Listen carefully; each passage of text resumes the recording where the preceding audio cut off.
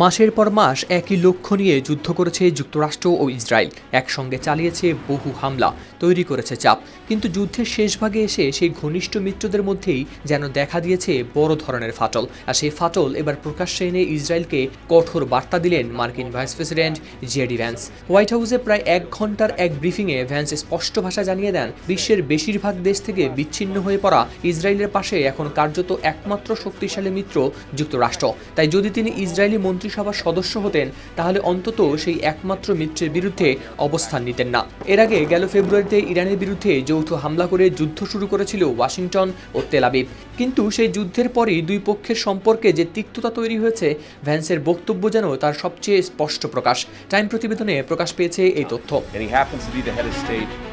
সম্প্রতি ডোনাল্ড ট্রাম্পের স্বাক্ষর করা ইরান যুক্তরাষ্ট্র সমঝোতা স্মারক নতুন এক বাস্তবতা তৈরি করেছে, কারণ এই চুক্তির আওতায় লেবাননে হামলা বন্ধ রাখার বিষয়টিও রয়েছে।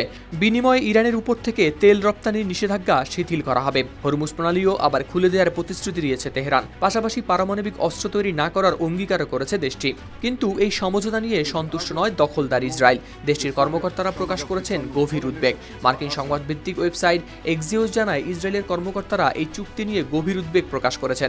দেশটির প্রধানমন্ত্রী বেনিয়ামিন নেতানিয়াহুর একজন উপদেষ্টা বলেছেন, সমঝোতা স্মারকের লেবানন সংক্রান্ত অংশটি মেনে চলতে ইসরায়েল কোনোভাবেই বাধ্য নয়।